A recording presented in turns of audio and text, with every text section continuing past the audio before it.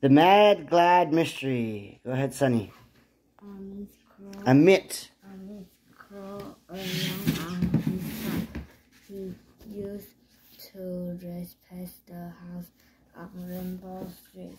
All their colors seemed to grow together, so the street fixed its name.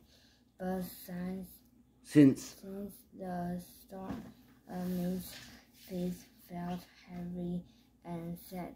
Amit had seen the trees every day of his life. He had watched them as a little boy riding his tree down the sidewalk. Mom said he had even watched the trees as a baby. He had pointed excitedly from his stroller. In summer, the trees made a green roof. In fall, the full roof turned red and yellow, and in winter, their branches looked like fingers that touched the cloud. But now many of the trees were gone. Hi, Mr. Chen.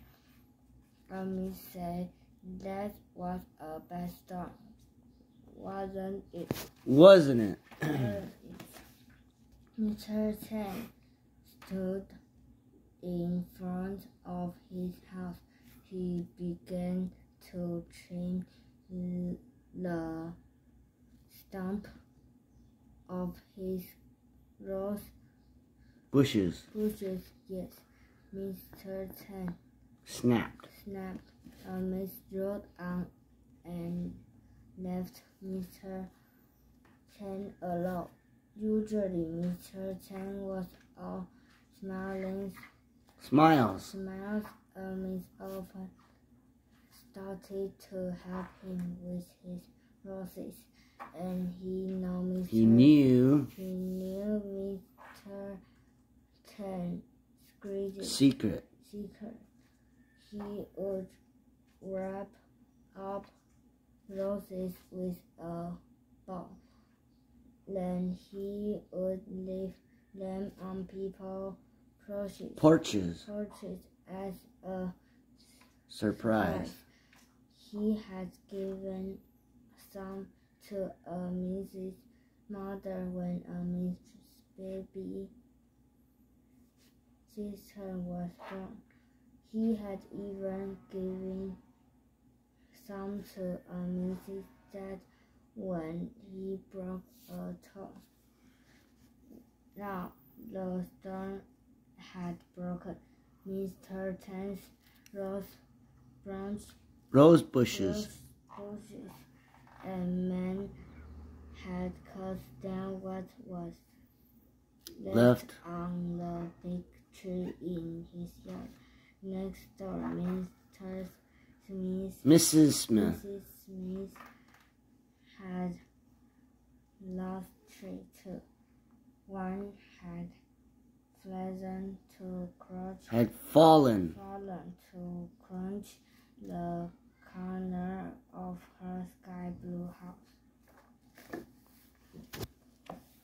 Some men were on ladders fixing Mrs. Smith's roof. She was bringing them a tray of tea and cookies. Hi, Mrs. Smith. Amit called over at the hammering. Amit called over all the hammering.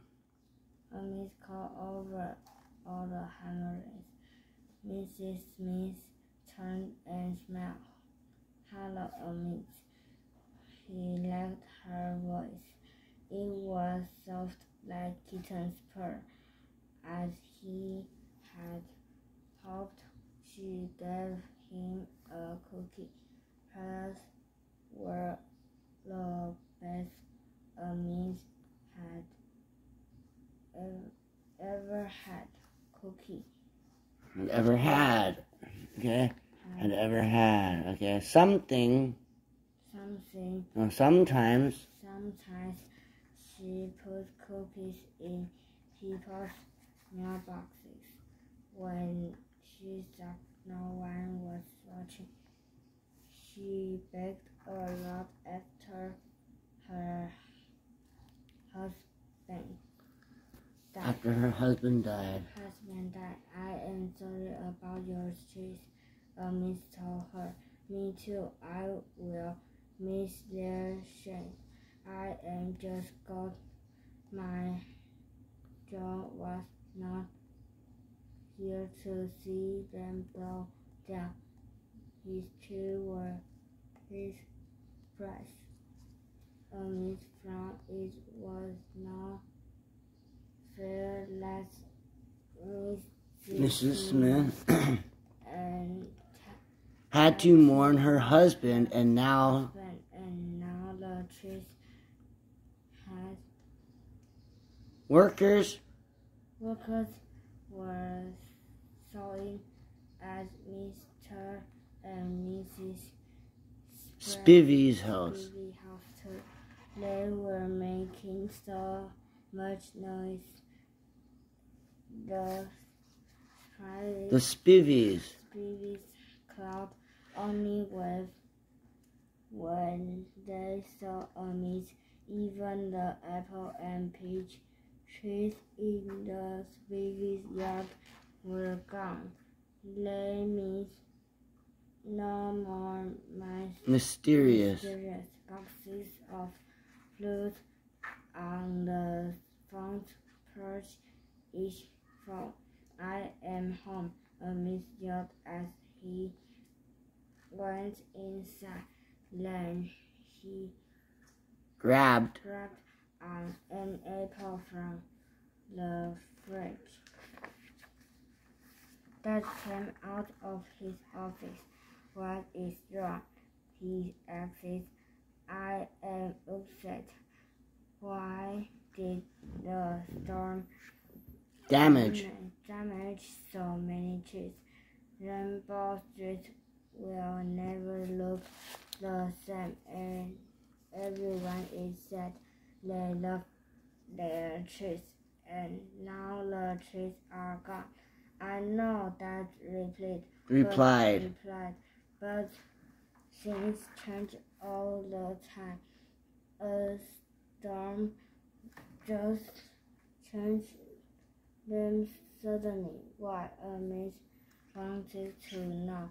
It is a mystery to me, Dad replied. But maybe you can help. You can think of a way to change everybody's sad and mad moods. So glad. Dad went back to his office. Miss started to munch his apple. The words sad, mad, and glad tumbled around in his head. It was a mystery. All right, what could he do? Miss finished his apple. He stormed up, ready to throw it away. But then some seeds from the car fell into his hand. Miss stared at them. He touched them with his finger. Then he laughed with excitement. That is it. The next day, everyone on Rainbow Street found special bags in their mailboxes. On the outside, the mystery giver had written a note.